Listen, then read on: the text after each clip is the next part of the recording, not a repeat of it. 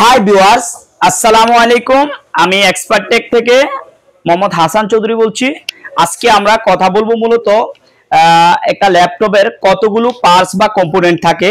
তো আমরা যেহেতু এই বেসটা শুরু করছি প্রথম ক্লাসে আমরা চেষ্টা করব আপনাদেরকে টোটালি একটা ল্যাপটপে কতগুলো পার্টস থাকে এবং প্রত্যেকটা পার্টসের কি কাজ আজকের ভিডিওতে দেখানোর চেষ্টা করব। শুরুতে আমরা বলবো নাম্বার 1, সেটা হচ্ছে ক্যাপাসিটর। একটা মাদারবোর্ডে, ল্যাপটপ মাদারবোর্ডে একটা ক্যাপাসিটর থাকে, যেটা প্রকারভেদ অনুযায়ী, যেহেতু আমরা স্টেপ বাই স্টেপ প্রত্যেকটা পার্টসের আলাদা ক্লাস দেব, সেজন্য আমরা ডিটেলস বলবো না, জাস্ট ডেফিনিশনটা বলবো।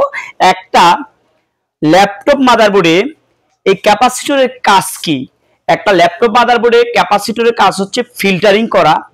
আনুষঙ্গিক আরো অন্যান্য ক্যাপাসিটর আছে, যেগুলো আমরা ডিটেলস বলবো, তখন বলার চেষ্টা করব। আজকের ক্লাসে শুধু জানবো এই যে টোটালি ক্যাপাসিটরটার কাজ কি ল্যাপটপ মাদারবোর্ডে। নাম্বার 2 তে আমরা দেখতেছি মোসপেক্ট। মোসপেক্ট মানে কি? একটা ল্যাপটপে মোসপেক্টের কাজ কি? একটা ল্যাপটপে এই পার্টসটার কাজ হচ্ছে সুইচিং করা। এই মোসপেক্টের কাজ হচ্ছে সুইচিং করা। ল্যাপটপে যখন বিভিন্ন সেকশনে ভোল্টেজ তৈরি করতে হয়, তখন এই পার্টসটা বারবার সুইচিং করার ক্ষেত্রে ব্যবহার করা হয়। আমরা যখন ডিটেলস বলবো তখন আরো ডিটেলস বলার চেষ্টা করব, যখন আমরা একটা আলাদা ক্লাস নেব। নাম্বার 3 তে আমরা যেটা দেখতেছি সেটা হচ্ছে যে ডায়োড। ডায়োড হচ্ছে মূলত আমাদের মাদারবোর্ডের একটা কম্পোনেন্ট, ল্যাপটপ মাদারবোর্ডের একটা কম্পোনেন্ট। এই কম্পোনেন্টটা মূলত হচ্ছে যে আমাদের মাদারবোর্ডে 3 ধরনের হয়ে থাকে: জিনার ডায়োড, নরমাল ডায়োড এবং ফিল্টার ডায়োড। এবং প্রত্যেকটা ডায়োডের কাজ আলাদা আলাদা বলবো, প্রত্যেকটাই আলাদা আলাদা। 4 নম্বরে আমরা যেটা দেখবো সেটা হচ্ছে ফিউজ। একটা ল্যাপটপ মাদারবোর্ডে ফিউজের গুরুত্ব অপরিসীম। কারণ হচ্ছে যে আমাদের যে ল্যাপটপের ডিসপ্লে সেকশন আছে, ওই সেকশনে বেশ কয়েকটা ফিউজ ব্যবহার করা হয় বিভিন্ন কাজে। তবে ফিউজের কাজ হচ্ছে সে নিজে পড়ে গিয়ে সার্কিটকে রক্ষা করা। 5 নাম্বার হচ্ছে রেজিস্টর বা রেজিস্টার। এটার কাজ কি? এটার কাজ হচ্ছে মূলত রেজিস্টারের গায়ে বিভিন্ন মান দেয়া থাকে, ডিজিট দেয়া থাকে। এই ডিজিট অনুযায়ী ভোল্টেজ ট্রান্সফার করা রেজিস্টারের কাজ, অথবা কালার অনুযায়ী ভোল্টেজ ট্রান্সফার করা।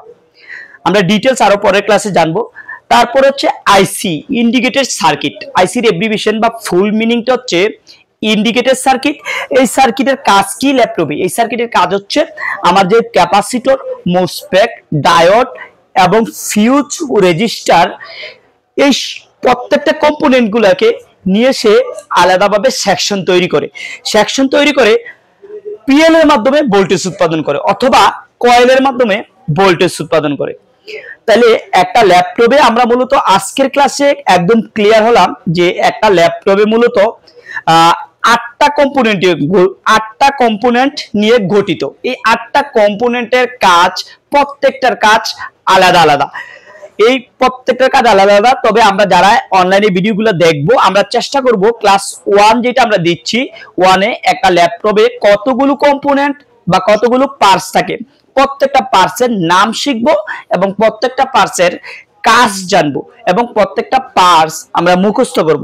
আমি আরেকবার বলে দিচ্ছি পার্টসগুলা। Number 1 capacitor, number 2 MOSFET, number 3 diode, number 4 fuse এবং নাম্বার 5 রেজিস্টর এবং 6 নম্বরে আইসি এবং 7 বায়োস এবং পিএল।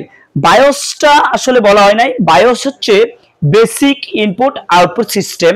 আমাদের মাদারবোর্ডের অনেকগুলা কাজ যেটা করে তার নাম হচ্ছে বায়োস।